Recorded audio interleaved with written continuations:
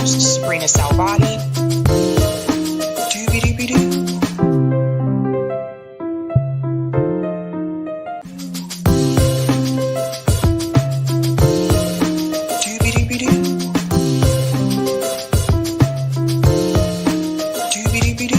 I'm your host, sabrinasalvati.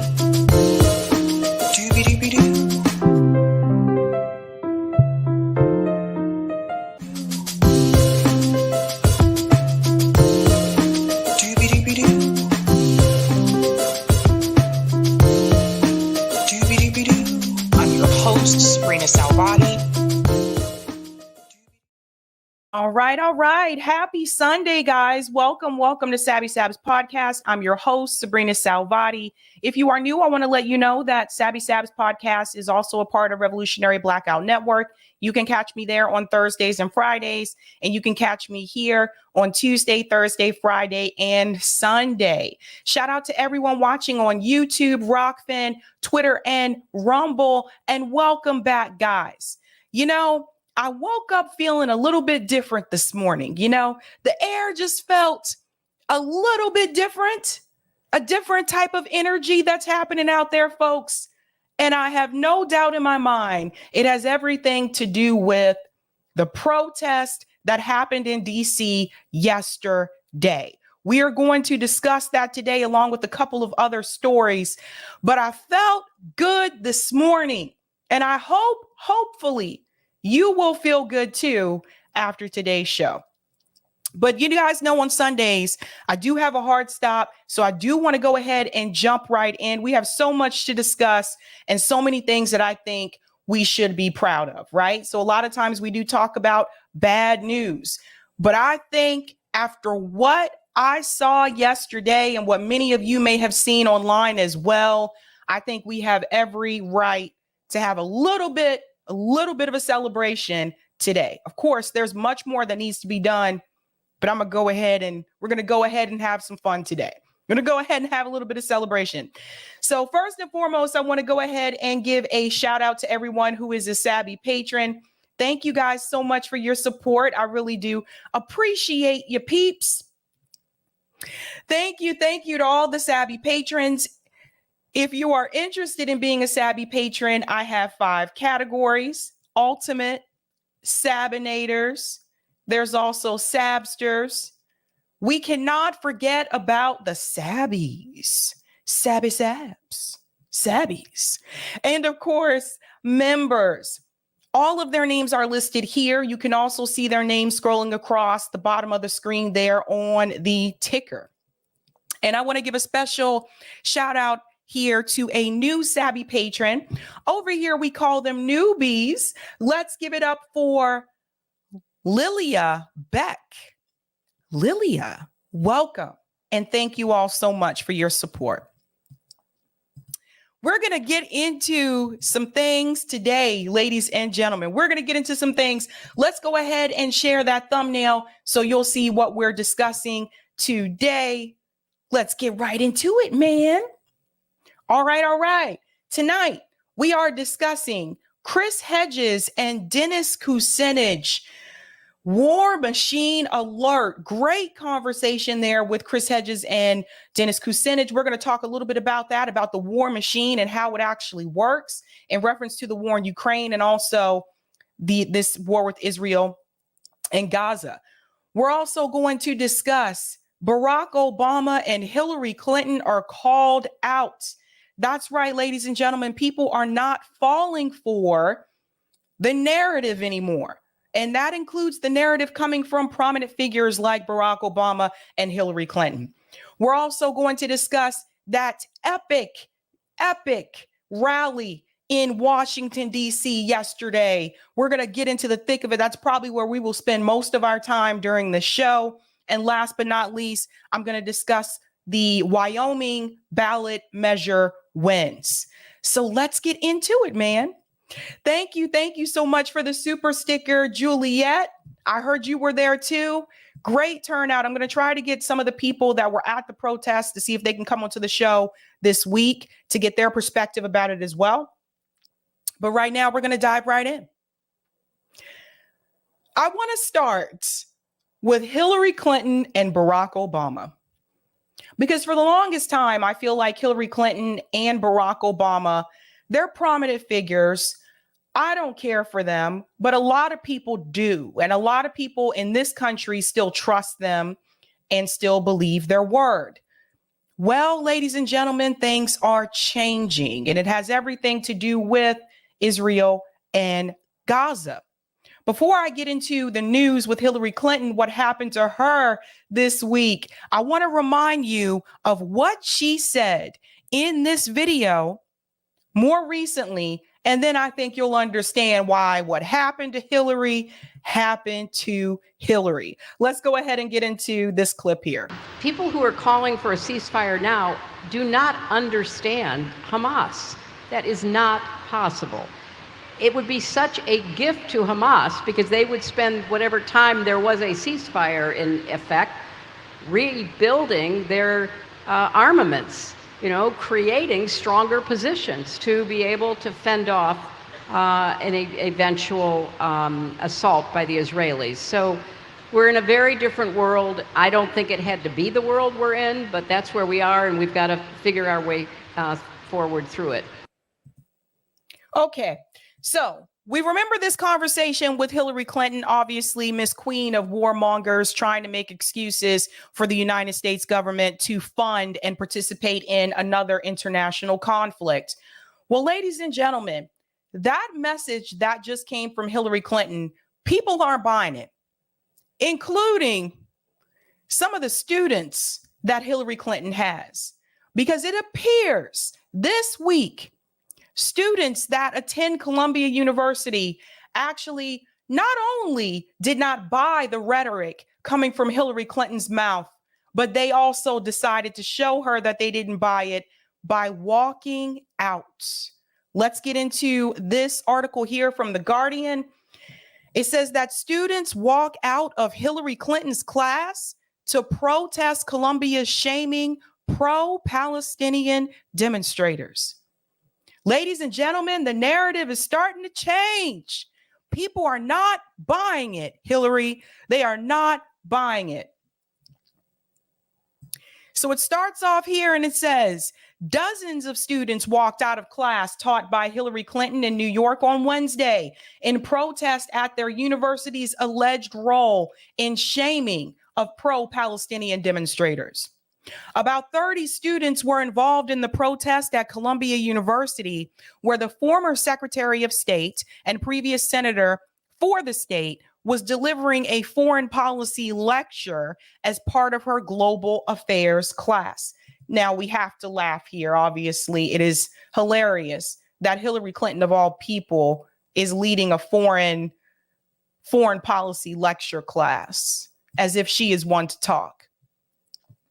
The walkout followed an incident last week in which photographs of students who signed a declaration blaming Israel for the 7 October Hamas attacks were displayed on video screens on trucks parked near the university's campus above the words Columbia's biggest anti-Semites. We talked about this before. This also happened to those students at Harvard University.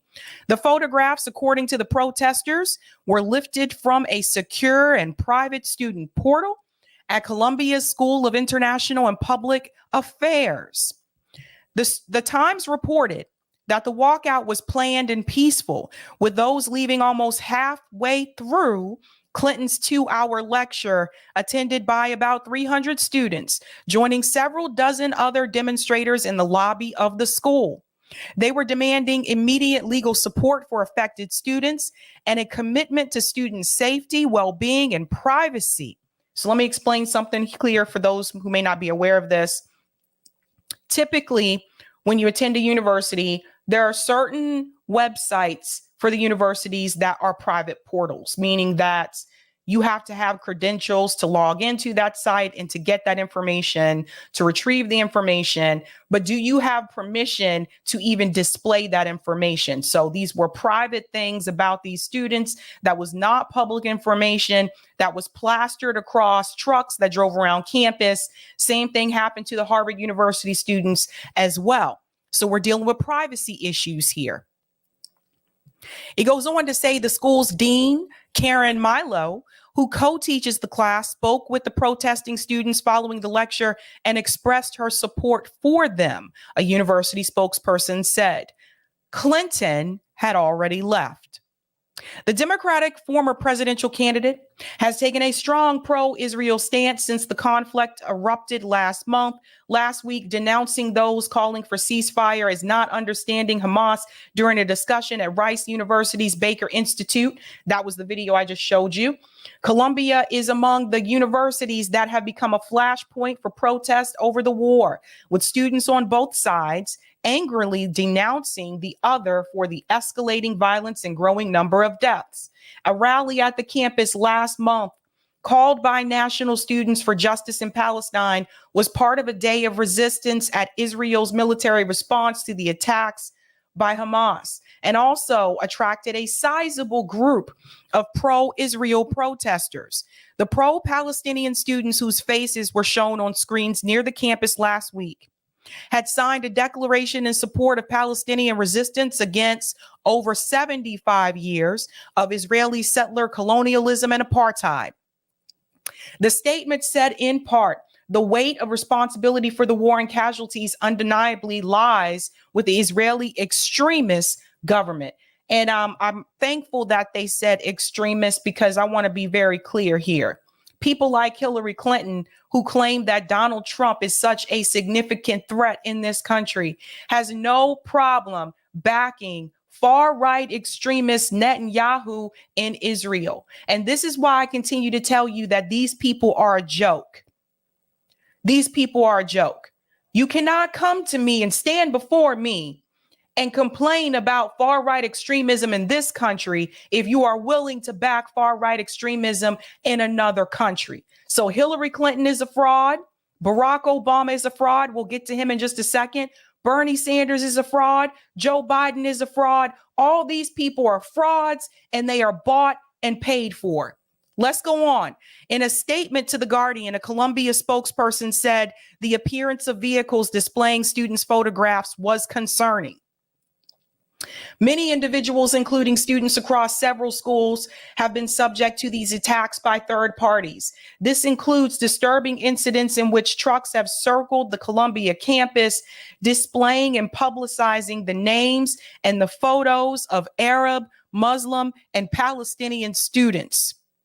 The university's overriding priority is the safety and security of its students and community. The university and SIPA take this responsibility very seriously, and this includes speaking out against doxing and dangerous form of intimidation as unacceptable. So I appreciate the university standing up for those students, because this is a serious concern. Some of us still feel like we have a right to privacy in this country. Let's go on. The university last week unveiled a new task force to counter student doxing. The intentional publication online of a person's private information, usually with malicious intent, and to enhance student safety. Let's go on to this point right here. Clinton, 76, Barack Obama's first-term Secretary of State from 2009 to 2013, began teaching her class called Inside the Situation Room at the start of the academic year in September. Some expressed frustration at the logistical impact of her presence, complaining that about 500 students in one of Columbia's most popular computer science classes were evicted to put up a nice stage for Clinton's high-profile lecture series. Yarhimilo interrupted one of Clinton's first lectures to allow students with cell phone cameras to take photographs of their celebrity teacher. This is like the paparazzi, Clinton said. Announcing her appointment in February, then the Columbia president, Lee Bollinger, said Clinton's class would explore fundamental questions about how to advance the renewal of democracy and foster more engagement with women and youth across the world. But the kids aren't buying it. because the kids are all right. They get what's going on. They see through it. And you have to thank social media, independent journalists, all of the people that have been providing the coverage, the videos, the information that mainstream media was purposely leaving out of their coverage. Had it not been for those people, had it not been for all these social media platforms, many people would not know about what was really happening to the Palestinian people. And because those videos have received so many views and they've been shared numerous times, mainstream media had no choice but to then start to discuss the other side. So this is an applause for independent media and for those platforms allowing that information to be shared. But it's not just Hillary Clinton. It's also Barack Obama. There was an interview that Obama had recently. Pod Save America shared this, where Barack Obama discussed the conflict with Israel and Gaza. But what is really interesting to me is that, again, Barack Obama is trying to discuss the both sides of this situation. Now, he's willing to explain that there needs to be self-determination for the Palestinian people. But make no mistake, if Barack Obama were to be more vocal, more stern about what has happened over the past 75 years to the Palestinian people, if he were to call out the apartheid issue in such a forceful way, Barack Obama would not be able to exist in the social circles and the wealthy circles that he exists in right now. They would run his ass off of Martha's Vineyard. You have to understand, this is all about status, this is about social circles, and this is all about money. So a lot of people are starting to call this out. This particular interview in particular is what made people start to scratch their heads. If there's any chance of us being able to act constructively to do something, it will require an admission of complexity and maintaining what on the surface may seem contradictory ideas. That what Hamas did was horrific. Let's pause there for just a second. Notice what Barack Obama is doing here. He's using the word complex, right? This is what people tend to do. Whenever you bring up this situation with Israel and Gaza, there are always those people, particularly the liberals, who come out of nowhere and say, it's complex. It's complicated. It's not an easy thing to discuss. No, it's actually very easy to discuss. They tell you that it's complex because they don't want to go through the whole history. They tell you that it's complex because they don't want to explain to you that this is an apartheid situation, that this is about colonization, that this is about stealing people's land, stealing their homes, stealing their dignity, putting them in an open air prison. That's why they tell you it's complex, because they don't want you to believe that the state of Israel and people like Netanyahu are in the wrong. So you have to understand that. That is why they use that word. Now watch him try to both sides of this situation. And there's no justification for it. And what is also true is that the occupation and what's happening to Palestinians is unbearable. And what is also true is that there is a history of the Jewish people that may be dismissed unless your grandparents or your great-grandparents or your uncle or your aunt tell you stories about the madness of anti-Semitism. And what is true is that there are people right now who are dying who have nothing to do with what Hamas did. And Let's pause and let's talk about history for a second. You got to understand and know who Pod Save America is. These people are in the Obama camp. Make no mistake about that. They heavily criticize the progressive movement. We all got to remember that. This is why a lot of us were so angry when AOC decided to go onto their podcast. Let's talk about history, Obama. Notice how he wants to call out the history of what happened to Jewish people in the world. And none of us are saying that that should not be discussed. But what we are saying is that you're leaving out a lot of information about that history when it comes to the Palestinian people. How did they lose the land that they had? There are Palestinians right now being pulled out of their homes in the West Bank. This is not just about Gaza. You can find the videos online. This is a serious issue that started 75 years ago. So if you want to talk about the history, Barack Obama, make sure you start all the way back then. Start talking about how it was actually Britain who made the decision of where Jewish people should go and settle to be safe. And for whatever reason, it seems to be pretty interesting that the countries that they were looking at were either Arab countries or they were African countries, because it wasn't just Palestine. One of the countries that they looked at as well was Uganda. So you got to ask this question. If Britain really cared so much and wanted Jewish people to be safe, why didn't they offer land in Germany to the Jewish people? Why didn't they?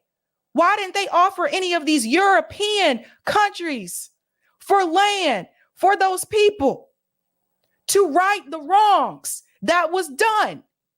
No, they wanted to go and take land from Arabic people and from African people.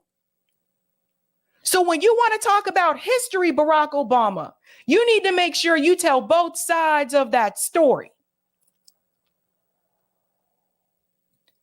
We have moved to a place now where this is not just about religion.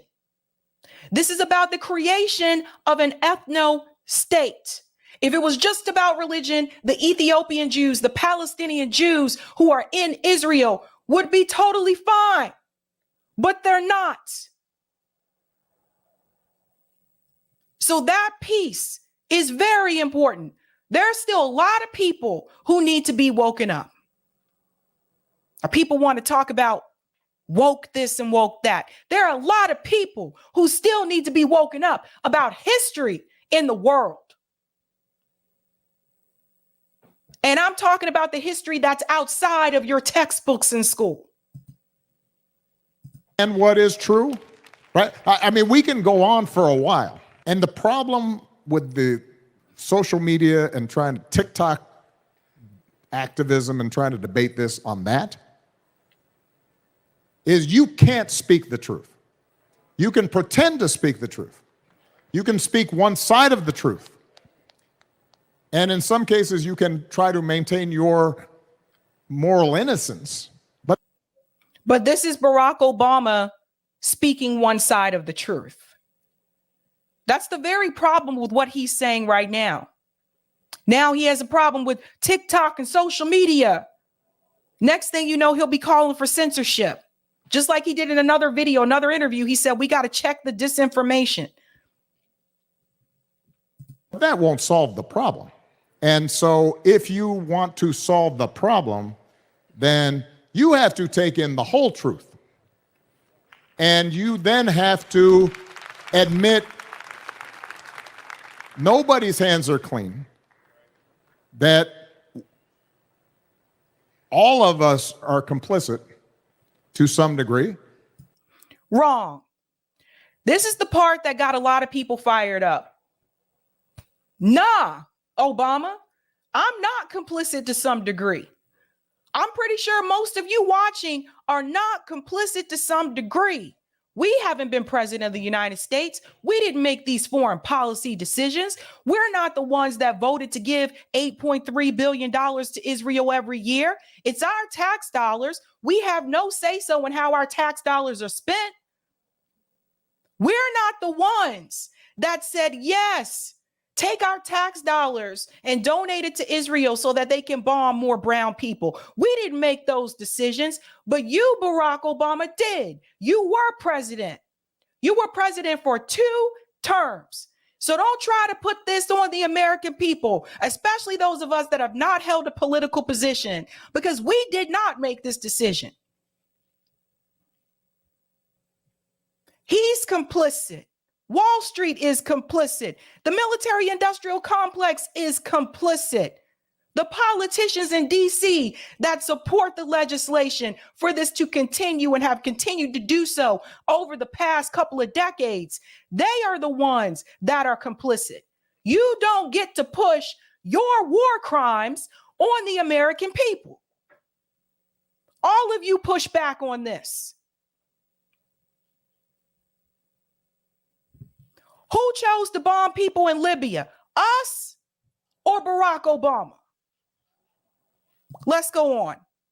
I look at this and I think back, what could I have done during my presidency to move this forward as hard as I tried? I've got the scars to prove it.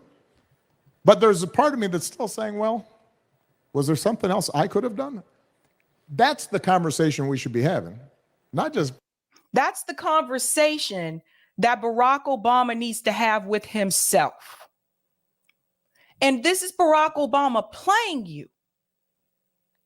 Notice the way that Barack Obama speaks. This is one of the reasons why so many people believed him when he was running for president. He speaks in such a way that makes you think, oh man, some people are watching this and they're sitting back and they're saying, maybe Obama's right. Maybe there's something that I could have done. No, this ain't on you. This on him. And he knows exactly that there were things that he could have done differently. This is Barack Obama playing the American people. Looking backwards, but looking forward. And that can't happen if we are confining ourselves to our outrage. I would rather see you out there talking to people, including people who you disagree with. If you genuinely want to change this, then you've got to figure out how to speak to somebody on the other side. Pause. Let me make something very clear. I am not against talking to people on the other side. But Barack Obama is years too late. We are past talking. We are past talking, Obama. There is no more, hey, let's sit down and talk to people on the other side of this conflict. No. This has been going on for over 75 years. People are past talking. People have been protesting. Palestinian people have had peaceful protests, and they have been assaulted while trying to have peaceful protests. We passed that point, Barack Obama, and this is why people took it to the streets. So the way I kind of see this is, again, no, people have been talking about this for decades. We are past talking. So fuck your talk.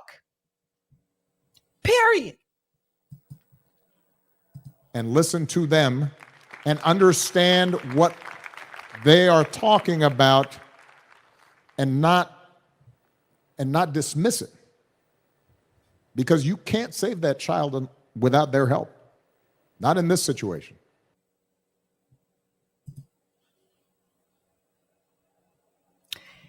If you look at the comments on this video, like this one, you gotta love Gritty is the way. You have to love Gritty is the way.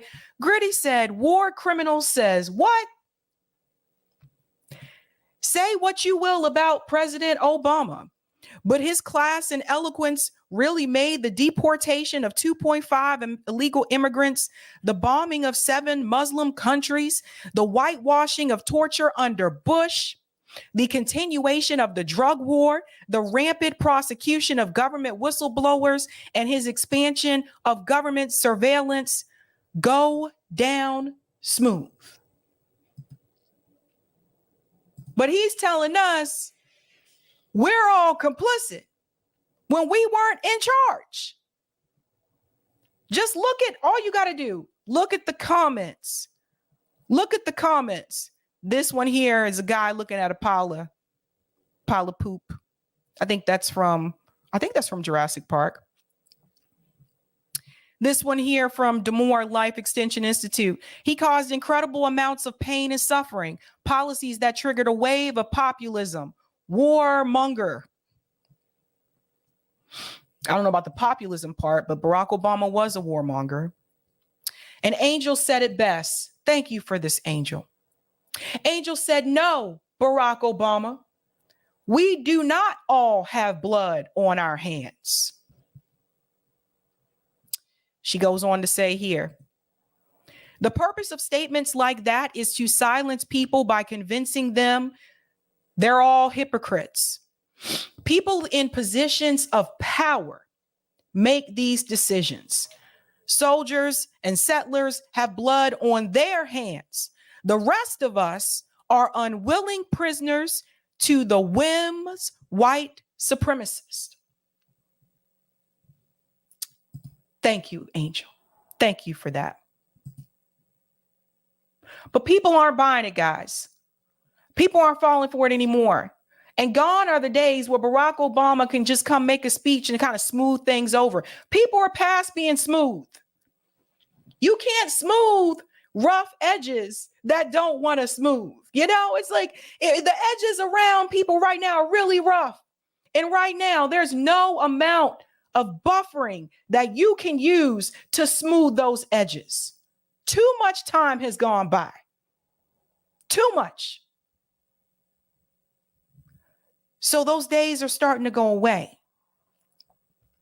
The days where Obama and Hillary Clinton can no longer come in and save the Democratic Party and save and maintain the status quo narrative. Things are changing. Let's go to some of the comments here. Whoever said we need to create a social climate in which respect and justice is expected and not something people think they have to beg to get. Deneen, I was educating my 91-year-old mother about this yesterday. She didn't know any of the historical context. And this is great. And thank you so much for doing that, Deneen. Like, we really have to educate people. We really do. Thank you for the super chat, Farouz. Thank you, Sabby, for your honesty. Thank you. Happy birthday, Randy. Happy birthday. Everyone give Randy a big happy birthday. Whoop, whoop. Jane said, but he was awarded the Nobel Peace Prize. Deborah, Obama takes us for fools. We are on to his act. Yes, we are. Yes, we are. I'll take the comment on Rockfin, Eric. We are on to it. Thank you for the tip on Rockfin, Roger. Hey, Sab, just finished doing my early voting, voted for the 2 legislative initiative amendments that would allow municipalities to borrow more money to improve sewage infrastructure and allow small school districts to finance their schools. Ohio has an initiative to make weed legal. Maine has one to cooperate power and ban foreign money from elections. That's a big one. And no independents and real thirds on the ballot, so left it blank. Thank you so much for that. And thank you for this tip as well. Colorado, New York, Ohio, Maine, Texas got statewide ballot initiatives, both citizen and legislative this Tuesday. But there are states on here and not listed on here that are running local measures as well. If you live in Arizona, California, Colorado, Georgia, Idaho, Indiana, Iowa, Maine, Michigan, Minnesota, Missouri, New Mexico, North Carolina, Ohio, Oregon, Pennsylvania, Texas, Virginia, Washington, and Wyoming. I'd never tell you to vote for politicians, but vote for those initiatives. Don't let it sneak under your nose. Thank you so much for that. And thank you, Disco Phil. We took natives' land. America conquered them, put them in designated areas. We Americans benefit from this immoral history. Can we reconcile this? I think that would cause the push for land back. There are a lot of people that are pushing land back. I think that could be one of the ways to do that. But now we're going to go into some good news because, like I said, Seeing the videos and the images from the protests yesterday in DC, it made me feel all kind of warm fuzzies and tingly inside. It made me feel like, I got teary-eyed, but it was a happy tear. You ever get the happy tear, right? It was the happy teary-eye. Because what I saw yesterday, what that said to me is that the American people are no longer buying mainstream media narratives, and that the American people actually internationally, this was all over the world yesterday, that the majority of people are not with you, Joe Biden. They're not with you, Netanyahu. People see the writing on the wall. Now, I first want to start to what happened to the ports in Oakland, because this is huge. And I don't know if everybody has seen this. Protesters at the port of Oakland are blocking a U.S. ship that will be sending military weapons to Israel. So this happened first. So you'll see this here.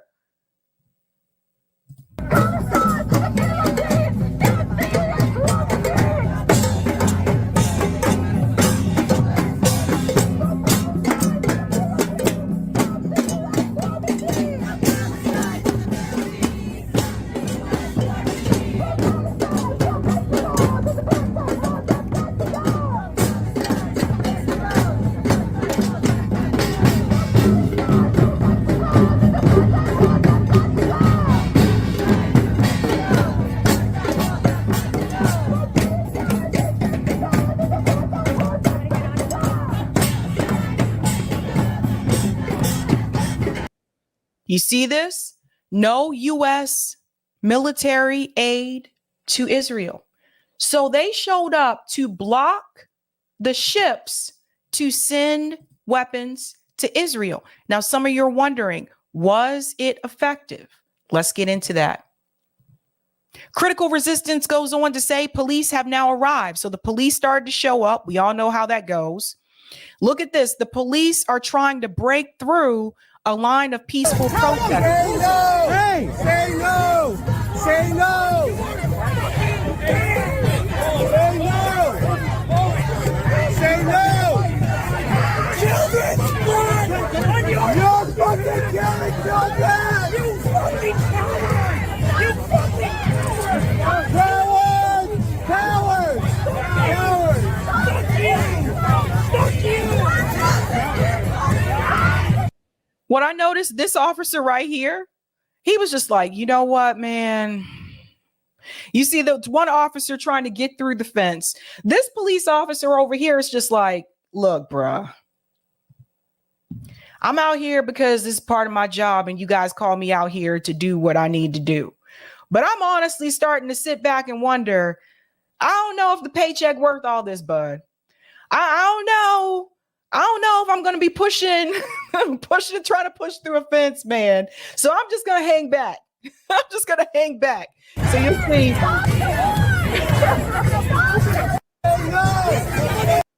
So that happened. But then, wait for it. Some protesters are sitting in while others have locked themselves to the ship. So you'll see here, these are some of the protesters that actually locked themselves to the ship. This is crazy, huh? This is wild. You have to look in a little close. That's as close as I can make it. But right there, some of them locked themselves into the ship. And then let's go on. This part is very telling. We're hearing that this protest is causing crew members on board to have doubts about whether they should continue. Here's a post from someone on the ship. Look at this. I'm just a contractor. This feels terrible. So you see this? Also, remember what I said about those jobs that Joe Biden's talking about? So you see, one of the contractor crew posted that. Okay, let's go on. And then you'll see here, because of protesters' relentless determination, they retied the lines and re-docked the ship. You see this, guys? And they didn't even have, I wouldn't even say there were 100 people out there. But look at this. They had to redock the ship. Watch.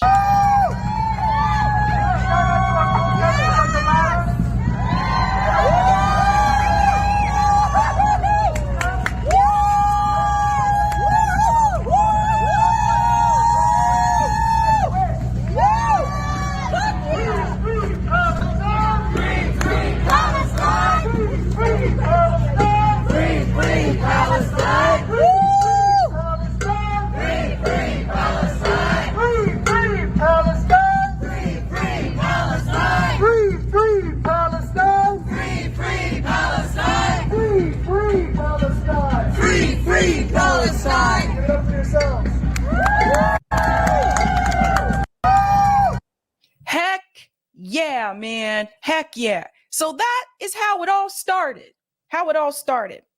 Then we get to the protest in DC. Over 300,000 people were estimated to have been there. I have not seen numbers like this. And not in my adult life, I have not seen numbers like this. And even Simon Atiba said, breaking, the current pro-Palestine rally in DC, the capital of the U.S., is one of the largest since 2020 after George Floyd's death and before the presidential election that year. Photo credit to Call Me Anton. Look at this, guys. Look at all these people. No, this isn't Woodstock. This is not a Rage Against the Machine concert. These are all the people who showed up. And this isn't even all of them, because there's another side, I'll show you that in a second, that showed up in support of the Palestinian people. And it has now been confirmed that the numbers of people in DC is actually more than the George Floyd protest.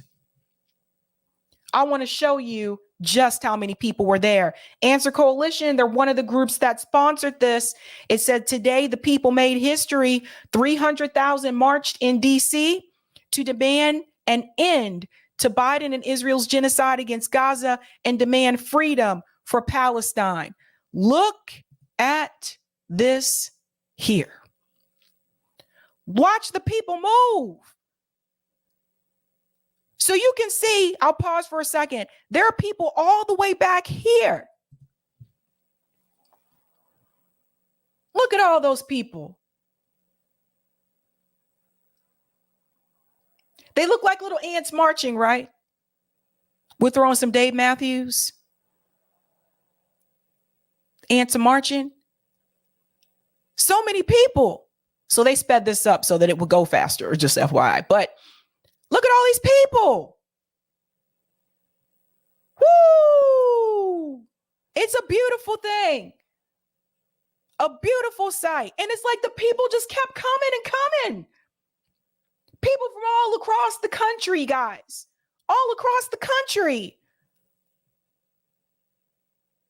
Love it. Love it. Love it. It warms my heart to see these things happen. Now, so many people were speakers there. I saw part of the protest on Breakthrough News. They live streamed this event. Even rapper Macklemore spoke at the event. I'm not kidding. Let me show you. This is Simon Atiba. See it. Rapper, singer Macklemore takes the stage at the pro-Palestine rally in Washington, D.C.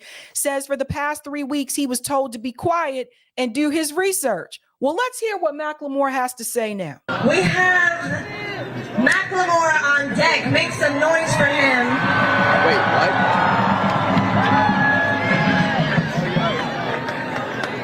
Peace, everybody.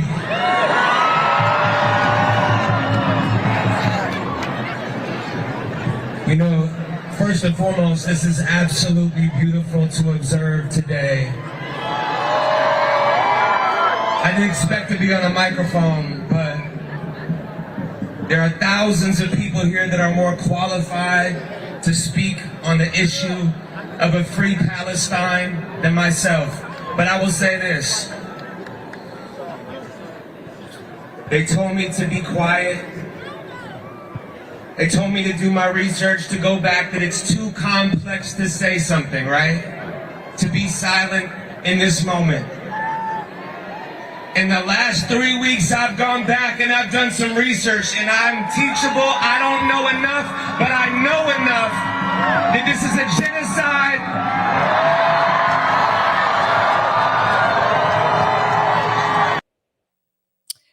Well said. So Mr. Thrift Shop himself, and to quote Thrift Shop, this is fucking awesome. But there's more. Chairman Amali Yeshitela from the Huru movement was also there present. So there was a black person march on DC in support of Palestine as well. Like there were so many different organizations that came together for this cause. And I want you to hear what Chairman Amali Yeshitela had to say about what's happening to the Palestinian people and the connection to the black struggle. Listen to this. And the fact of the matter is they're in a state of desperation because we are winning. We will never retreat. We are not going back. We are not going back to them old-timey days that they used to be able to feel comfortable because all the slaves were calm on the plantation. There is no calm now. And let me tell you, it's not enough to say peace, because Biden wants peace. Netanyahu wants peace. All of them want peace. All they want is the oppressed people to stop fighting. That's the kind of peace they want. They want peace on the plantation. Pause. That part right there. They want the oppressed people to stop fighting. They want peace on the plantation. Think about that, guys. How dare you? How dare you? Stay in the prison that we built for you and be happy. Let him continue. That part is very important.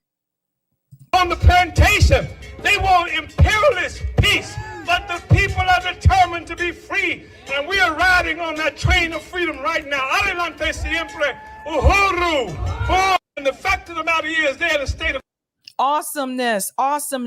There's so much more I have to show you guys. There's so many videos, but this one as well from Andre at the White House moments ago. 100,000 people. This is before it was 300,000. This was at the beginning.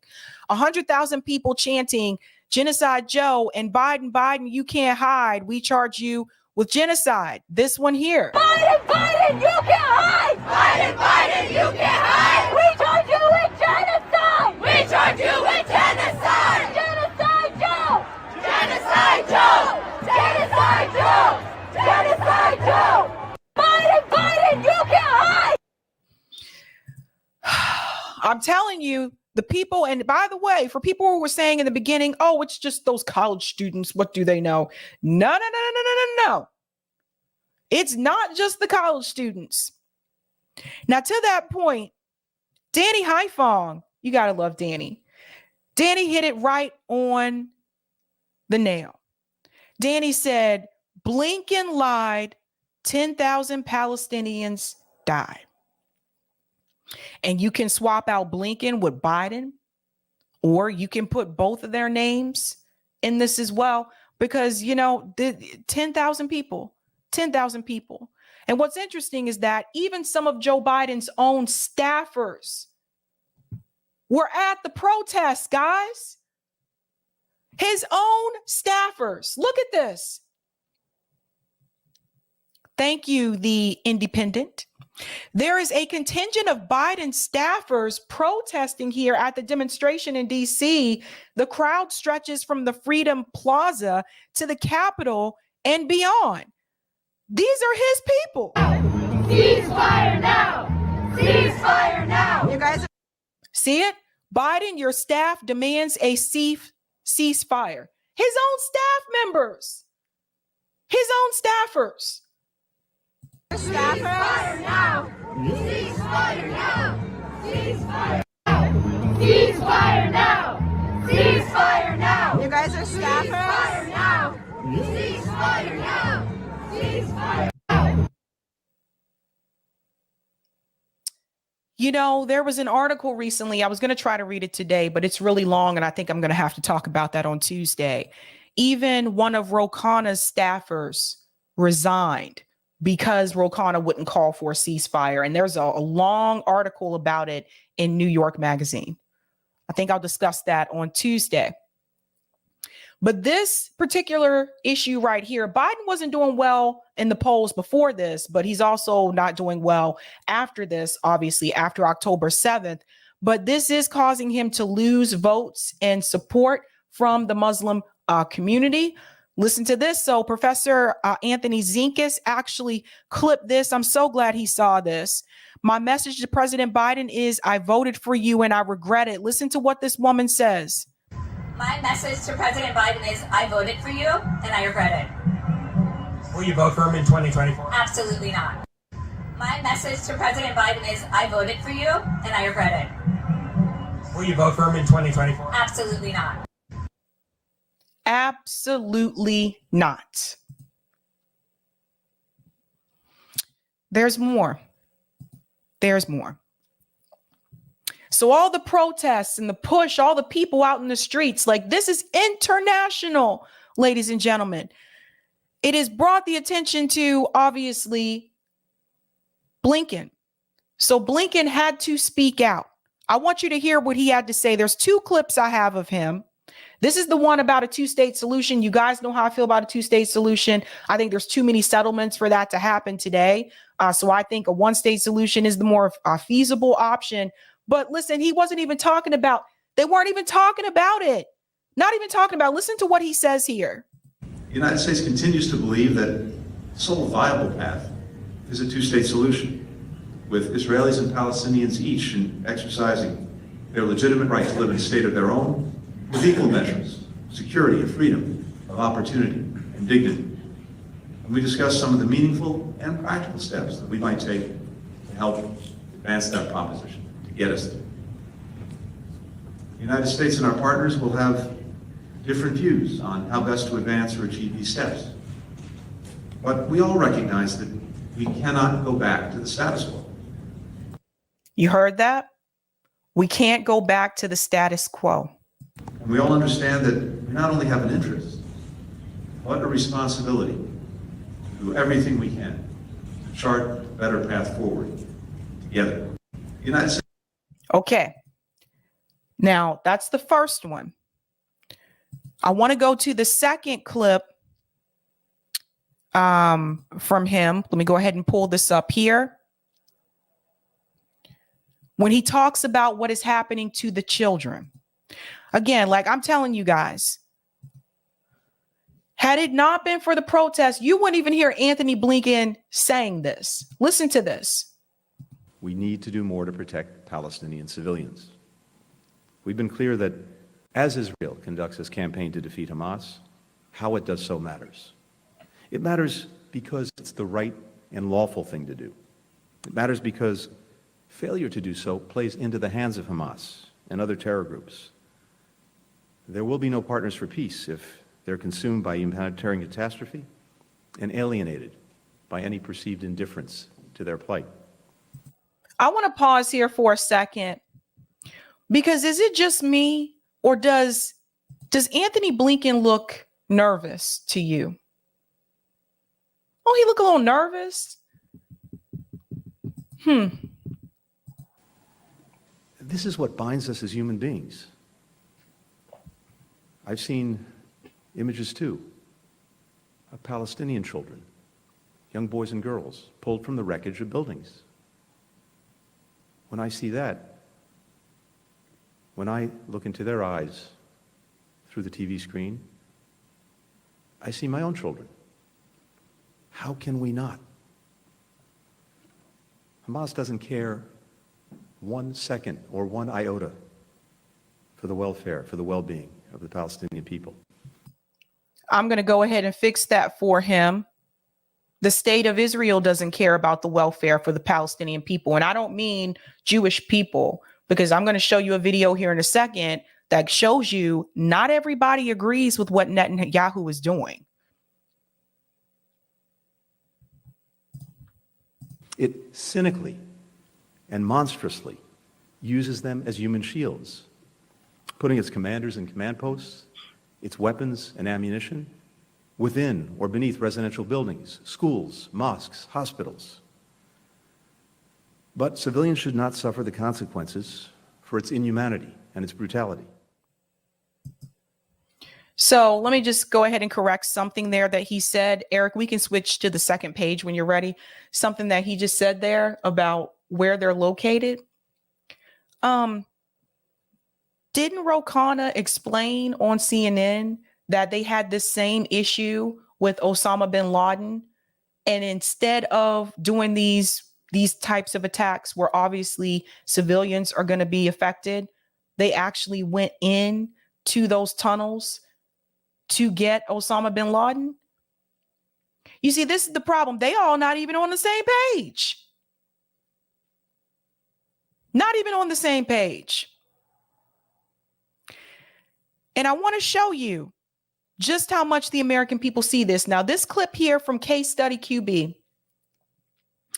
If the election were held today, I can't promise you that he would get 5 votes from Arab Americans in the city of Dearborn. Dearborn is in Michigan. That is one of those swing states that Joe Biden does need to win.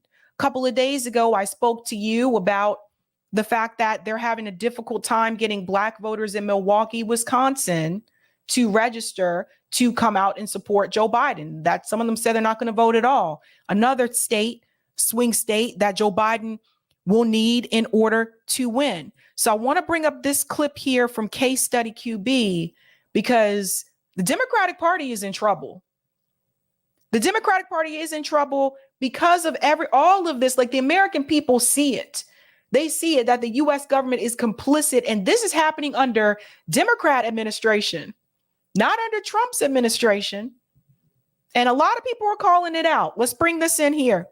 There is anger in the Muslim and Arab American community, and it's mounting over President Biden's stance toward the Israel-Hamas war. Many threatening him that their votes in 2024, well, they're at stake. Others already outright refusing to vote for him.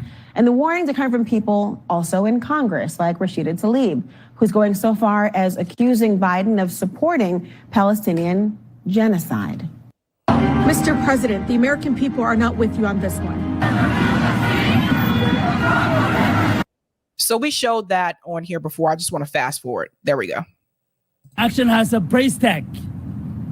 And the decision you made and the path you took, the price tag is we will boycott you and we will campaign against you. If the election was to be held today and President Biden is on the ballot and we have to go out and vote today, I can't promise you that he will get 5 votes from Arab Americans in the city of Dearborn. Dearborn, the Michigan city, continued to be the center, of Arab America. So how could it be this for President Biden? Well, let me pause here for a second. A lot of people may not realize this, but Michigan actually has a significant Arab population. And so if they don't come out to support Joe Biden, like many of them did in 2020, Joe Biden could lose Michigan. And Donald Trump right now is leading in almost every single swing state. Let's continue. We'll take a look. The blue you're seeing on this map represents Muslim American voters. In addition to Michigan, many live in the key battleground states of places like Georgia and Pennsylvania and Arizona. I want to bring in Ahmed Ramadan, a former Biden administration advisor and executive coalitions director for the Michigan Democratic Party. Ahmed, thank you so much for coming. You just heard that person say they can't guarantee he would get even 5 votes for Biden in this area. First of all, the anger that's there, what is this? I know it's nuanced. I know it's not going to be just a singular issue, singular answer, but what is fueling the resentment and anger towards Biden specifically? So I think dumbest question I've heard today. Dumbest question I heard. If you have to ask what's fueling the anger, I don't even think you should be sitting there as a commentator. Have you not been paying attention? Thank you for having me. But so the Arab American community overwhelmingly in historic numbers voted for the Biden-Harris ticket in 2020, especially in Michigan and the demographics there, which helped him get to the White House and helped that ticket win. They felt they knew him on a personal level. So if you ask anybody from the Arab community, they tell you, we knew Joe, we know Joe, like because of his compassion, being the consoler in chief. And then this conflict that happened after October 7th is what shifted things drastically. They felt like they were either like backstabbed, they are not getting that same compassion or that the Israeli side is getting, and they're not being seen, which is an issue that they had with President Biden. And they just want to share their stories and they want to be heard. Like I had one of the community members share the story of after seeing every single day of this war, a 6-year-old child that is the only survivor in a 12-member family. And he was the one that had to identify the bodies of his whole family. So like these are the stories that really like become personal to the community.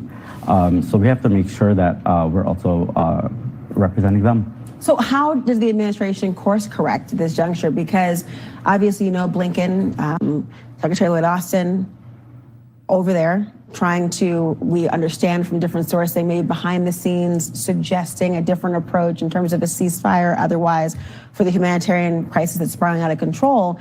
But it sounds like there might be a more particularized route, not just for political reasons, but for the community you speak about to feel like they actually are seen by this president. How could they course correct at this point? So, second dumb question I've heard today. Like, I really do feel like, I don't know who this woman is, but when I saw this clip from Case Study QB, I'm like, has she been watching the news that she participates in or no? Oh, Laura Coates. Has she been watching this news? Does she understand what's happening? People are asking for and demanding a ceasefire. What do you mean? What can the Biden administration do to course correct? There's been small steps in the right direction compared to when the conflict first began. There's like the governor of Michigan, Gretchen Whitmer, released. She sent a letter to Secretary Blinken asking for the Palestinian Americans stuck in Gaza and the West Bank to bring them back home safely. That weren't able to leave. There was also Senator Durbin with 12 other senators asking for a ceasefire. Let me pause there for a second, because brace yourself. You know who else just called for a ceasefire? Senator Maxine Waters. Or not senator, excuse me. Why did I call her senator? Maxine Waters is in the House. Anyway, Maxine Waters just called for a ceasefire. Bernie Sanders still will not, by the way. The number one issue that people right now in the Arab community and the Palestinian community are struggling with is they want a ceasefire. They want to end the killing. You have thousands of people, innocent civilians, dying the same way that they were in Israel on October 6th or 7th. Well, you look at, even you mentioned obviously the president, but other members. You've got a Congressman, Ryan Zinke, who's pushing a bill that would literally expel Palestinians from the United States. Former President Trump, as you know, someone who was a proponent of what he wanted to be called the so-called Muslim ban, as opposed to what people actually saw it as. So if there is no support or waning support of President Biden on a ticket that's 360 something days away now, then who? So this is her trying to play dumb and pretend like the only people that are running for president is Joe Biden and Donald Trump. Right. Let me let you hear what he says. I don't want to say that there's no support for him yet. It's going to be harder to make the case for the community the longer this conflict drags out. We want to make sure that we're getting the Americans in Israel and the hostages out safely, but we also want to stop the innocent killing of the Palestinians, especially the children, the innocent people being bombarded in refugee camps. So we want to make sure that we're able to stop that bleeding. But also the bottom line is 2024 is a year away, like you said. So there is, the honest truth is that the community isn't really thinking of the political side of things yet. They just want to end the mourning that they're going through. Every single day that this war or conflict drags on, they're mourning more, and they are not being able to think about how they can start regaining some of that trust with the president. You see. That's right. And that's a really good point there. A lot of people, I think in general, are not going to show up to vote. But it's bad when even Candace Owens agrees that this is wrong. I kid you not. This one blew me away. Candace Owens said, no government anywhere has a right to commit a genocide ever. There is no justification for genocide. I can't believe this even needs to be said or is even considered the least bit controversial to state. Like, this is wild. She goes on to say, because Dave Rubin, let me show you what he says. So he responded and he said, well, as I'm sure you know, Candace, the Palestinian population has 5 times multiplied in a few decades. But thank you for taking a strong stance against Hamas stated genocide of Jews, which is in their charter. Now, this is Dave Rubin being an ass.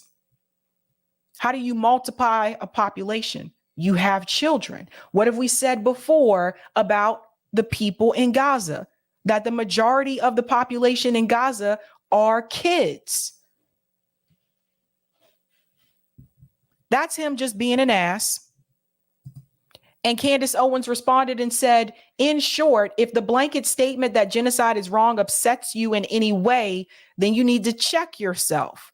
I said exactly what I meant, and I won't be backing down or apologizing or further clarifying the statement. So,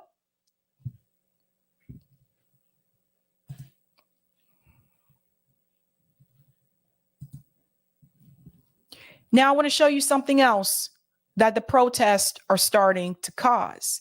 Now even CNN has to admit the U.S. warns Israel amid Gaza carnage, it doesn't have long before support erodes. Listen to this, honey. Listen to this. We're only going to do part of this article.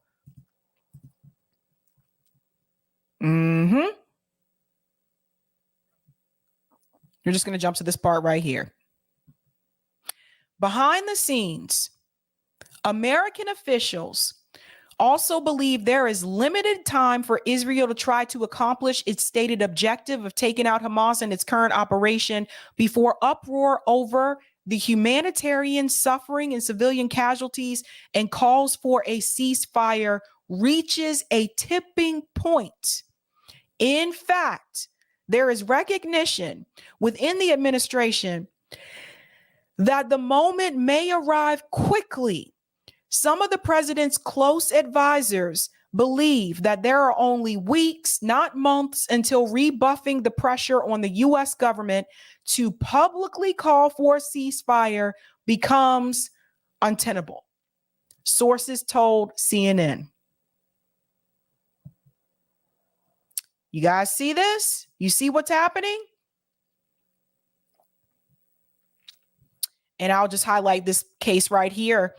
Biden Defense Secretary Lloyd Austin and Secretary of State Anthony Blinken, who departed Thursday for Israel with the message on protecting civilian lives, have all explicitly pressed the case in recent private conversations with the Israelis, telling them that eroding support will have dire strategic consequences for Israel Defense Forces operations against Hamas. There's more, because I told you not everyone in Israel agrees with what Netanyahu is doing. In fact, they try to come after him too.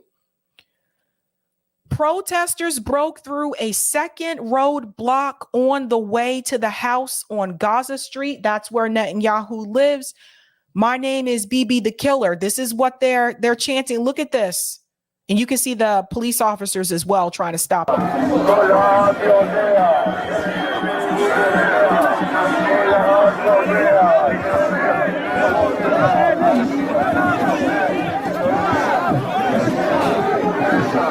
You see this?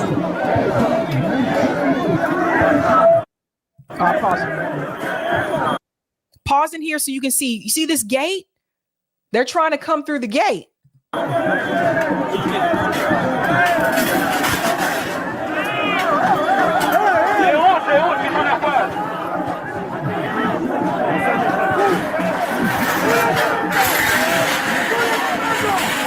it is. So you see how they broke through. This is why I want to be very clear about this. Not everyone that is there agrees with what he is doing. Now, we always talk about these protests. I think it's important to tell you about what the next steps are, because this isn't over. This is not over. Answer Coalition has another step this week, November 9th. Global shutdown for Palestine. Let's get into it. Shut it down for Palestine Thursday, November 9th. You can register your action there. It says, let me jump here. Now is the time for mobilizations to grow in size, frequency, and focus, building a political climate that makes Israel's business of genocide unsustainable. How you can participate in this International Day of Action. Walk out from work and or school. Picket Israeli embassies and consulates. Picket against companies that profit from Israel's occupation of Palestine. Lockheed Martin, Boeing, Raytheon, Northrop Grumman, General Dynamics, Elbit Systems. Elbit Systems is in Cambridge, Massachusetts, I believe. They're here. Host speakouts. Wear kufuyas. I hope I pronounced that correctly. If not, I'm sorry. Wear black armbands. And for those of you that have different organizations, you can register your organizations here, it says. I'll make sure I put this in the chat for you guys so you can have this to look at later on as well. But this is the next step. And I think this is so important. One thing I will say about Answer Coalition, they seem to be very organized.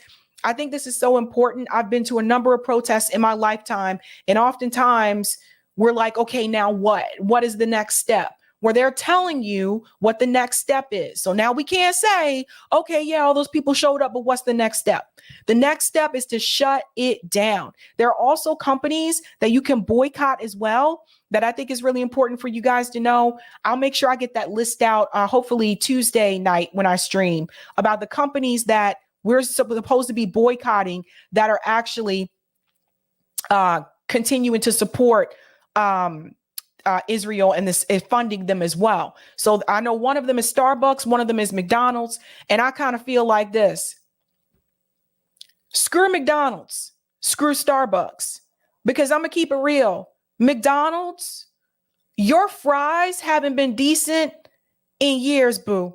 The last time I had a good McDonald's fry was like 2001, probably.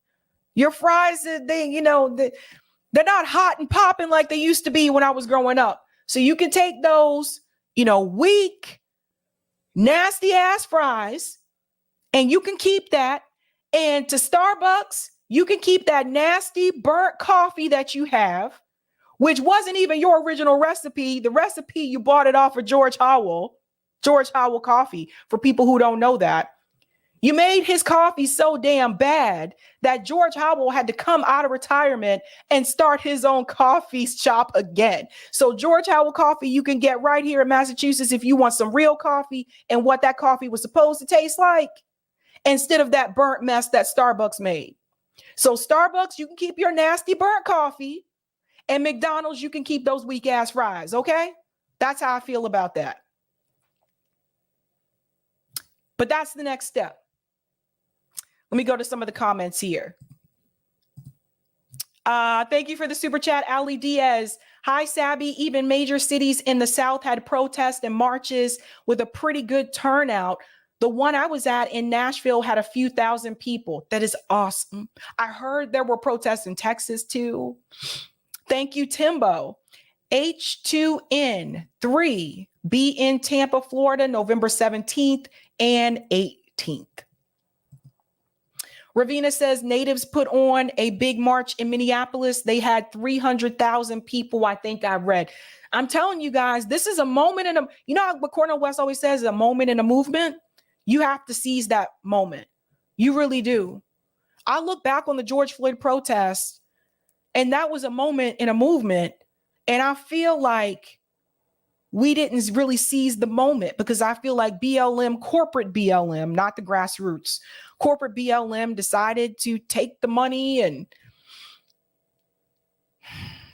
instead of continuing that movement, Democratic Party infiltrated BLM. Next thing you know, it was all about, let's just get Trump out, and all of a sudden we won't ever have to deal with police brutality.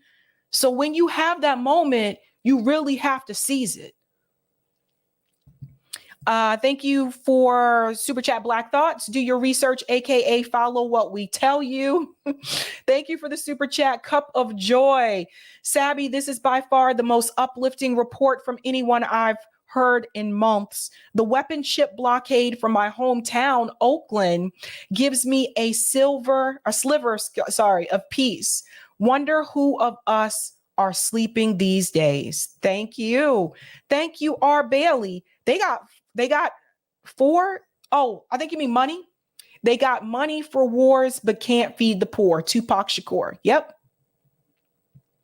Thank you. Do all things with love. Medea Benjamin told Ralph Nader that Raskin, Pelosi, others are now hiding from constituents. Pelosi accused Code Pink of working for Russia and China. Boy, I tell you. Oh, dear. Thank you for this one as well. Churches for Middle East Peace said Israelis who show any sympathy for Palestinians are being doxxed and threatened with one-way tickets to Gaza. This is crazy, man. This is crazy. Like I said, there's more of us. There's more of us than there are of the empire of the politicians. There's more of us. Thank you, Roger. A Freedman Arab / Palestinian American register indie. Thank you, Janice. YouTube not letting me make the comment I want. So just watch Jimmy Dore post about what is happening to the anti-Zionist people in Israel. And thank you, Roger. Netflix, BK, Disney Plus. Keep the whack ass coffee. All right, we are moving on to our next story, which is Chris Hedges and Dennis Kucinich, War Machine. Now, Dennis Kucinich, for those who are not familiar, he was a congressman. He was actually a progressive Congress member before it was, I guess, mainstream popular to be progressive.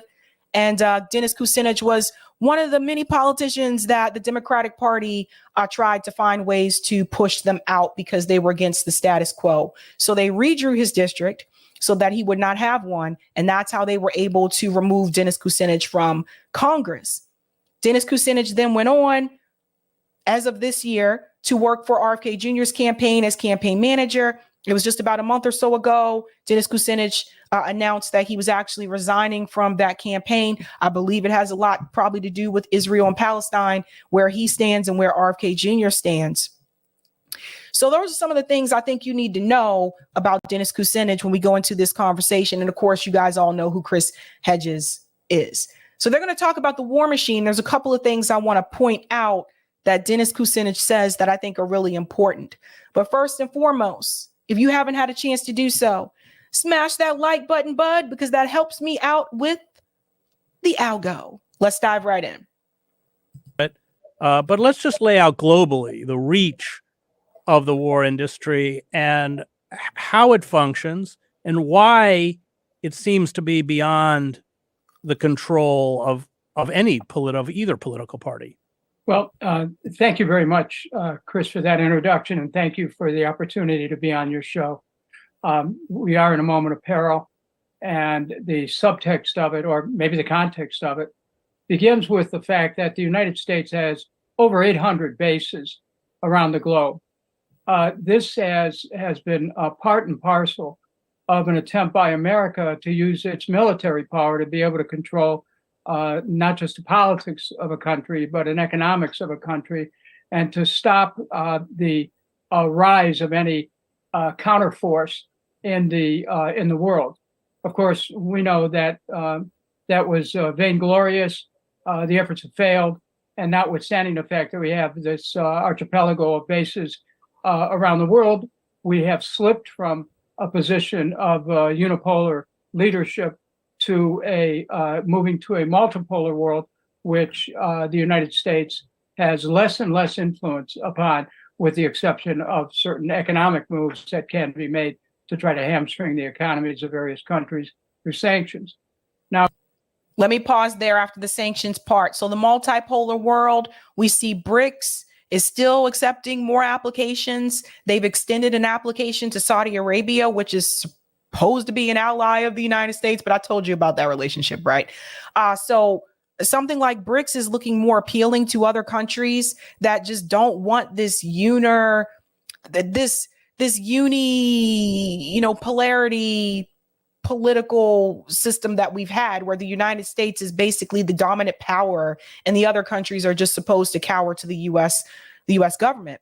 They're more willing to work with other countries and have everybody work more so in like a horizontal organization, so that there isn't a leader. They're all on the same level and working together. But note what he said about the military bases. This is very important. And I say this as someone who grew up in a military family. The bases are everywhere. They're all over the world. And when I was growing up, when I was a kid, and I told you guys, I really did believe for the longest time that we were doing the right thing, that we were fighting the bad guys, that the United States was right and everybody else was against us. I really did believe that. But as time went by and I learned more, I started to realize that was not the case, that the United States was just pro-imperialism. The United States was pro-intervention, and that the U.S. government was destroying these countries.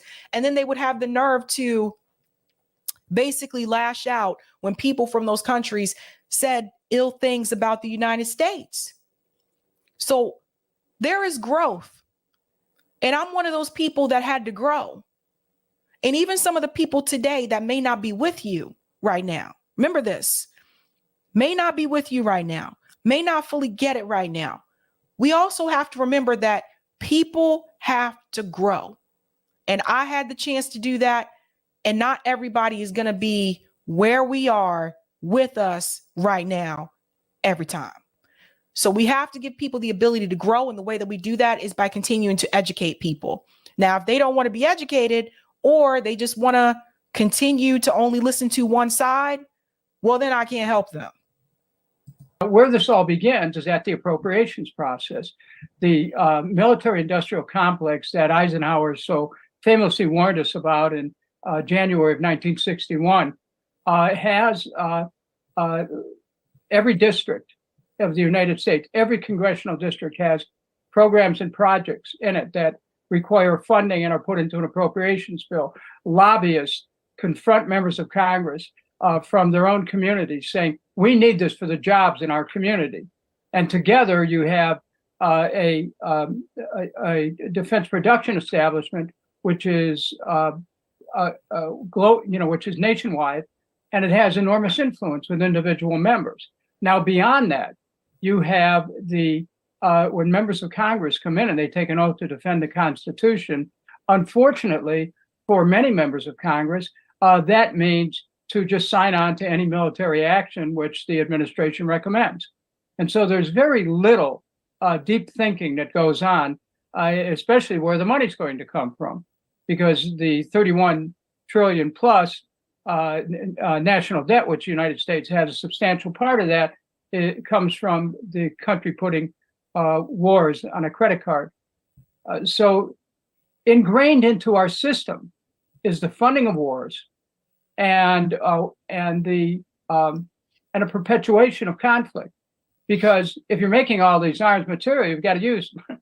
And the more that you use, the more you make. And there's a continuous loop here of money that just pours in. Right now, we're close to $1 trillion in this particular fiscal year, 2023, for the Pentagon, plus the various intelligence services. And so that then is a substantial part of discretionary spending of the United States, depending on who you're talking to and what math. It's anywhere from 40 to 45%.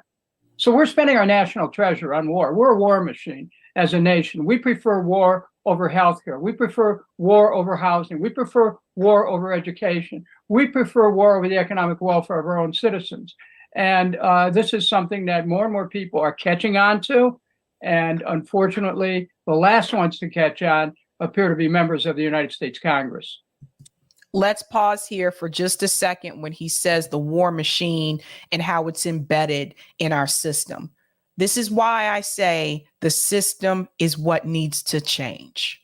You can replace these Congress members with someone who maybe has a different opinion in reference to Israel and Palestine, and maybe they really want to fight for the Palestinian people. But the problem is the entire Congress, our entire political structure in DC is ran by a war machine. Think about what Dennis just told you. They care more about keeping that war machine going than they do about education, housing, and healthcare. I've told you before, and I'll say it again. You can actually fund public schools in this country by the federal government and not property taxes. You know how I know this? Because I went to Dodd schools. And those of us who were military kids and we went to Dodd schools, those schools are funded by the federal government. And they gave us everything. You want to be in the band? You don't even have to pay for your instrument. I played the clarinet for free. The school just gives it to you. You want to be on the basketball team? I was on the basketball team in middle school. I didn't have to pay for my uniform. I didn't have to pay to travel to play games at other schools. The school pays for it, and the federal government gives those Dodd schools the funding. So this whole idea that we have about we have to have the property taxes fund the schools, no, you don't. And if the federal government funded all the public schools in the United States, then it wouldn't matter if you lived in a bad zip code, if you lived in a bad neighborhood, if you lived in a poor neighborhood, none of that would matter. All of you would get the same decent education. And yeah, there's still the private schools. So rich people can still send their kids to these private schools and put on them damn uniforms and shit if they want to. They can still do that. But you and your children should not receive a bad education in this country because you were born into poverty. And that is essentially what we have. The U.S. government, the federal government can pay for those damn schools. They can pay for everyone to have health care in this country. They choose to fund war instead. So in effort to change the system, instead of let's just replace the politicians and everything will change. No, that's why you see the squad didn't do shit. You have to change the system itself, and that includes lobbyists.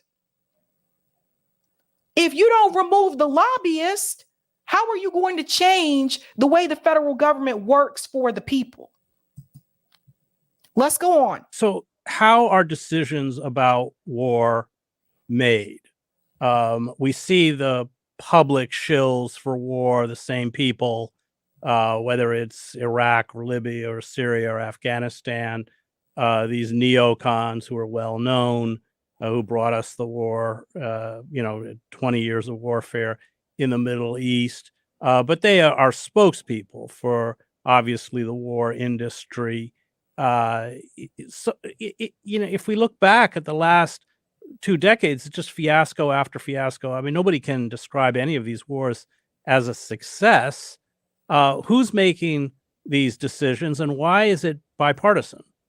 The decisions to go to war ostensibly would be made at the administration level. However, there is a broad network of public policy groups masquerading as independent voices, think tanks, academic organizations, people in the media who feed into any kind of narrative that would prompt the country to start to rattle the sabers or determine, well, we need to go here in order to defend our national interest. So once that appropriation process starts, let's keep in mind, you have close to $1 trillion in all accounts. They're on their own. I mean, that money's fungible. that money's there, which enables the United States at this very moment to send 2 aircraft carrier units out into the area near Israel. Now, you have to wonder, what's that all about? And what it's all about is that the United States right now has the money to be able to send troops anywhere they want in the world, or to pay for the ones that are already stationed. And they put the country at the threshold of a war the minute they do that. And when I say of a war, I mean of actual combat interactions. And the people who are pushing for this, we have to keep in mind that one of the things that drags us into war is an ideological mindset. Today in the United States, it's sponsored by a group famously known as neoconservatives, who see America as a force fighting against evil all over the world. And the Manichaean struggle, which they invite, is one that is generally of their own making, the desire to be able to create wars and to cash in. I mean, there are earnings reports coming out lately where some of the war contractors, or those who hold them in a portfolio, are citing what a great thing it is for the profits that are going to come as a result of what's happening in the Middle East right now. It's unconscionable, but we're in this cycle where we have a war-dependent economy. And the more that we spend on war material, the more likely we are to go to war. The more people we have at forward base around the world, the more likely we are to go to war. When an international crisis develops, such as has developed after most famously signed October 7th, 2023, we then see things go into motion that will support and justify the reason why we are there to begin with. And let me pause there for just a second. We have a war economy, he says. There's so many companies in this country that are attached to the war machine. It's like you don't even realize it until you start to do a little bit of digging. Like Honeywell. You know Honeywell, the company that makes those little portable heaters? Like some of you may have seen these, you may have had them in your homes, or you may have had it in your office at work. Like I used to have one in my office at work because for whatever reason, the heat didn't pass through that side of the building. That's a whole other story. But you know the Honeywell? So a lot of universities have agreements with Honeywell. They purchase those little mini heaters and stuff like that here in Massachusetts. But Honeywell also is a part of the military industrial complex. It's really hard. This is what I was saying to someone before when they're like, oh, well, you were part of the military and da-da-da. I'm like, well, my family was a part of the military. But the thing is that you should be asking is, why did my parents have to join the military? Why did they join the military? To get out of poverty, to get health care, to get health insurance. That's why. So this is all connected. But as it stands right now, there's just really no ethical consumption under capitalism. People have to really understand that. There's none of it. If you use a smartphone, sorry, Dennis, push you to the side. If you have a smartphone, no ethical consumption with that. Who makes those smartphones? Kids. Are those kids paid? How much are they paid? Abroad. So it's all connected. And that's the big problem. What Dennis just pointed out is that so much of our economy is attached to the military industrial complex, is connected to war. So along the way, we have developed a war-driven economy. Then from there, you go on to additional appropriations. And one of the things that I want to point out, the over $14 billion, which Congress will vote on, perhaps in the at the beginning of November. Once Congress votes on that, forget declarations of war, Article 1, Section 8, the role of Congress in balancing off the executive's desire to go to war. Forget all that. Once the money is there, we're stuck. And it's kind of like gamblers, in for a dime, in for a dollar. Once we put that money down, we are at war, whether it's declared or not. And this is the danger of the moment that we're in right now, because the American people, unless they can convince their members of Congress, for whatever reason, whether it's, as one member of Congress, Tom Massey from Kentucky said, we can't afford it. That's one way.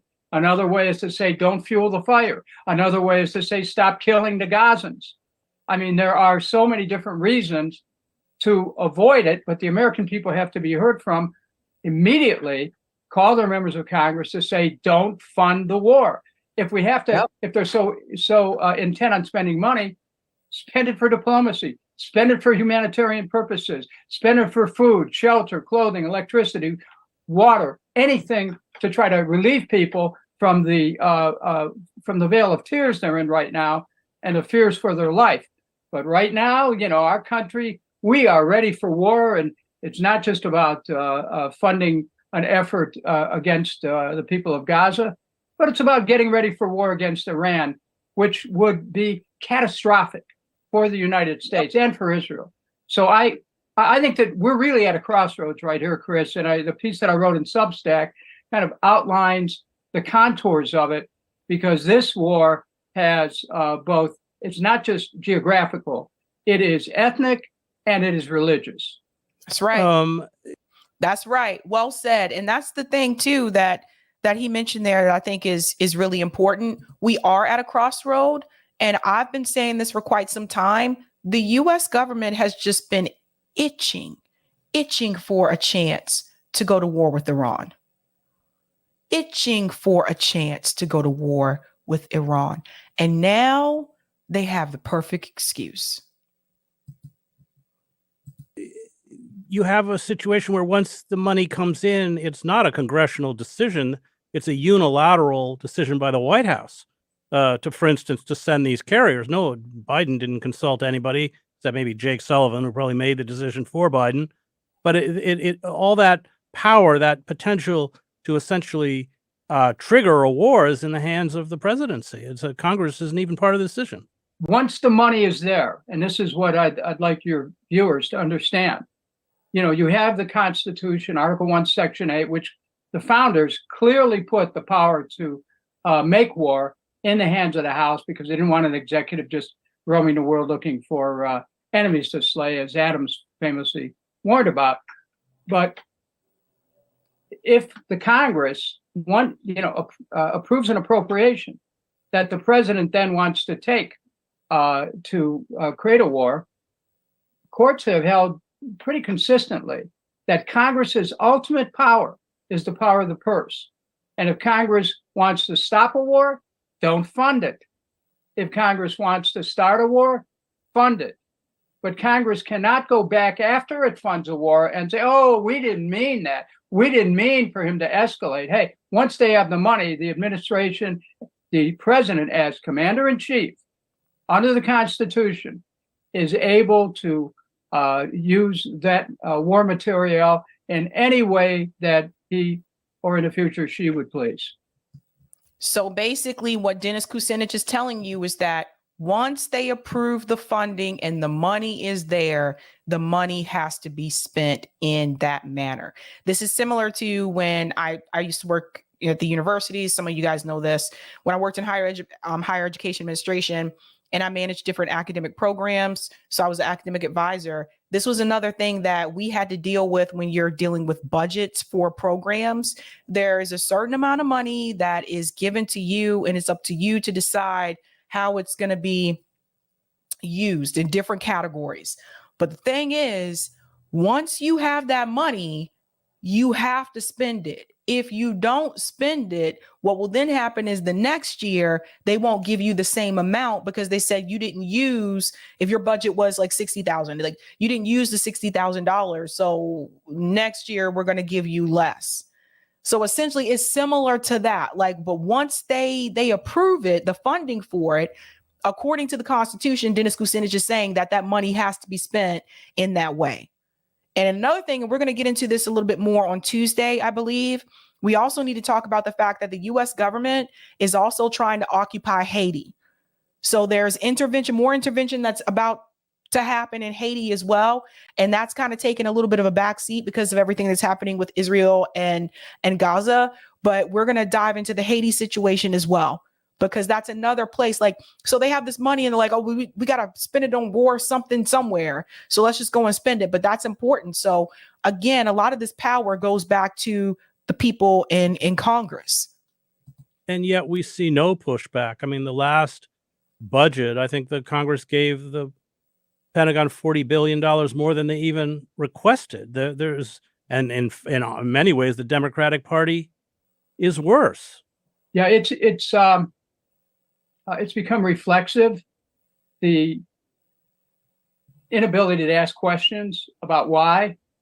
I mean, only after the fact will you see Inspector General's reports come back and say, well, you know, you misspent billions here, billions there. After a while, it adds up. You go back to Major General Smedley Butler, who won 2 Medals of Honor for his service to the country at the beginning of the 20th century. And he concluded famously, war's a racket. And this is a racket. And the members of Congress just go along. Look, let's face it. Once Citizens United became the law of the land and money equaled free speech from the corporate standpoint, all this entire defense establishment was emboldened to just pour money into congressional races. And they do. And they do it, you know, openly through $5,000 contributions or whatever they're allowed right now. And in addition to that, super PACs, which can make a difference in a congressional or Senate race. So, you know, we have almost a closed loop system that guarantees that we will continue to go to war. And there is no counterbalance for diplomacy or peace. That doesn't exist. The Department of State is there to rattle the saber, as the current Secretary of State Blinken has proven. The National Security Advisor Sullivan, he's there to keep fulminating. And of course, we know about the gentlelady who is a deputy secretary who has famously kept her neoconservative credentials alive since the beginning of her service to the United States as somebody who promotes war. So we have an entire phalanx of people at the administrative level who are promoting it every day. And they're supported by the think tanks, academics, the media. People don't question. And so we get pulled into this maw of war, and then people wonder why. Well, watch when American troops, when their lives are put on line, they're already being out there as bait, as far as I'm concerned. Our troops are in that region as bait. And if and when the troops start to die, and you get reports, maybe some have already, but if and when that starts to happen in large numbers, the American people are going to be horrified. But you know, the money's good. The money could go out this week unless people call and object strongly. That's the way you stop a war. Stop funding it. What they're playing. Remember what he said, go out there and object against it strongly. And that goes back to the protest that just happened yesterday in DC. I want to scoot forward just a little bit because this is this interview is like 33 minutes, but there was one part. I just want to skip to the next part. I think that's the book part. Oh no, here we go. Right about here.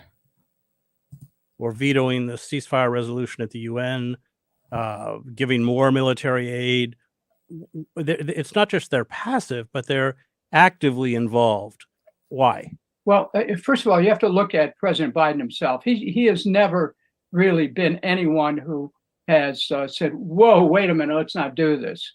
He's generally been congenial to voting for war as a senator and voting for certainly defense or Pentagon appropriations.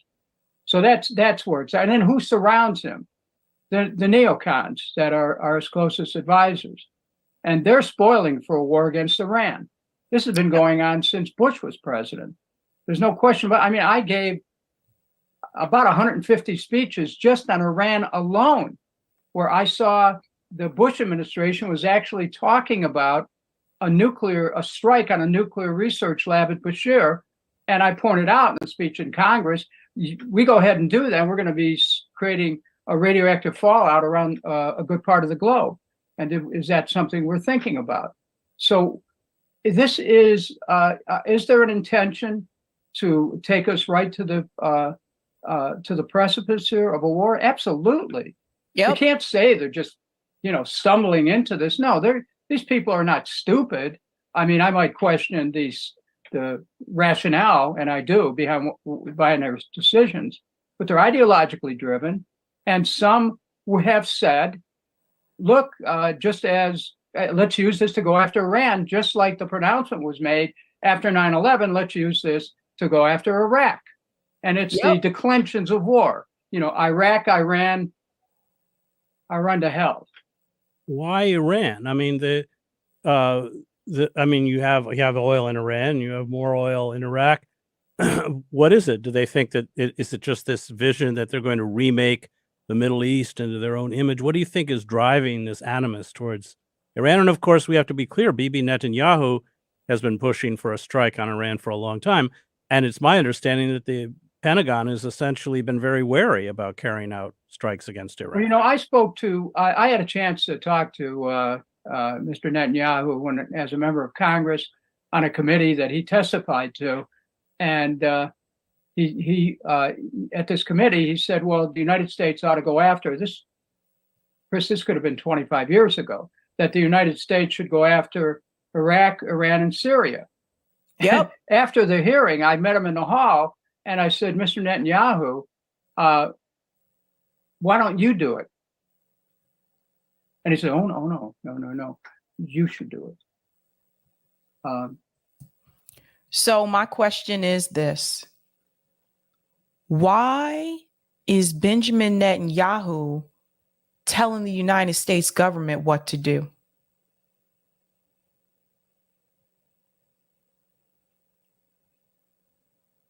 Who's running this country? Who's in charge?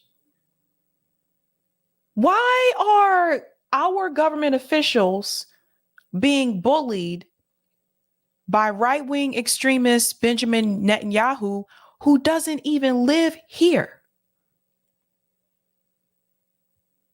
Pay attention to that, guys. Pay close attention to what Dennis just told you. That is the writing on the wall. When we say, well, who do our politicians answer to if they don't answer to their constituents? I think you just got your answer.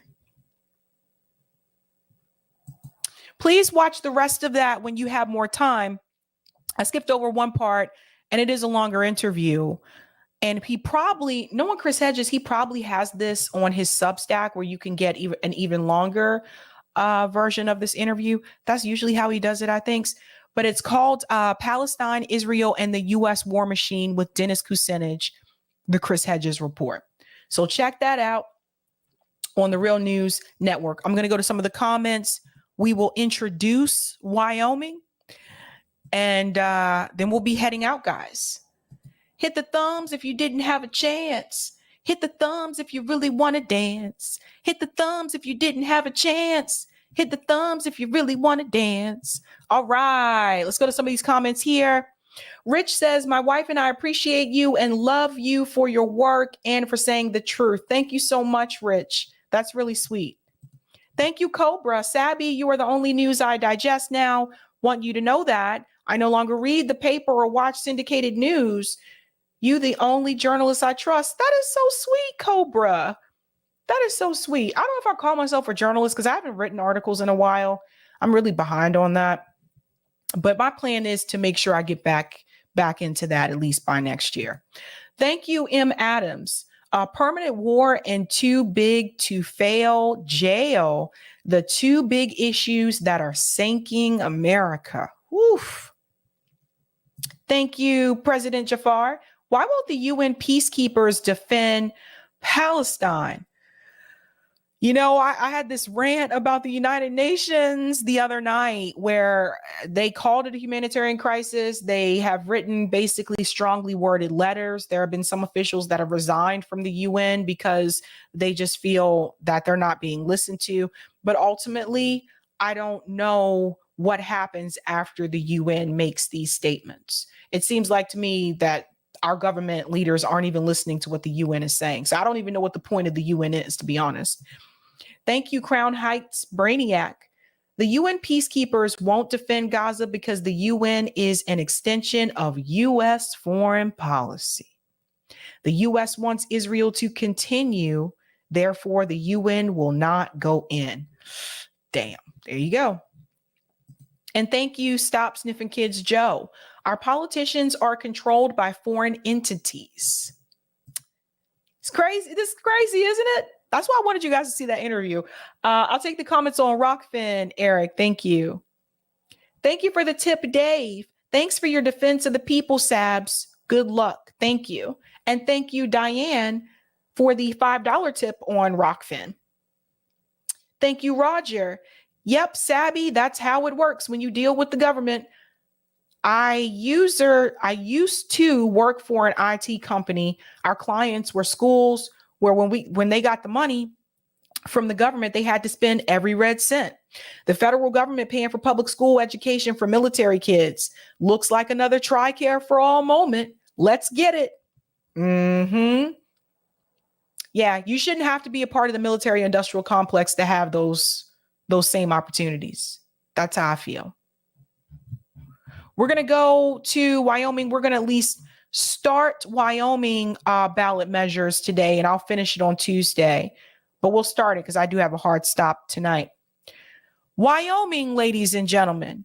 Citizens of Wyoming may initiate legislation as a state statute. Although the state does not provide for indirect initiatives, legislators may avert a ballot measure vote by passing substantially similar legislation. In Wyoming, citizens also have the power to repeal legislation via veto referendum. Citizens may not initiate constitutional amendments. The Wyoming state legislature, however, may place legislatively referred constitutional amendments on the ballot with a 2/3 majority vote of each chamber. And we will finish up Wyoming on Tuesday. So you guys do have to remember that we are going into another election year. There are going to be more ballot measures across these ballot initiative states that we've covered. So my goal this time around is to cover those initiatives prior to the election day, and then also reveal the results. So this time around, I only revealed the results, right? But going into 2024, I want to cover what is going to be on the ballot in those states so that you know that, and then the results as well. Yeah, that's the plan, man. That's the plan. That's the plan, man. That's the plan. I'm just making sure I got all the comments. Okay. All right, guys, that's it for me. I'm going to be heading out. I hope you have a great evening. No stream on Mondays. I'll be back Tuesday evening. All right. You know how we do this. Have a good night. Keep up the fight.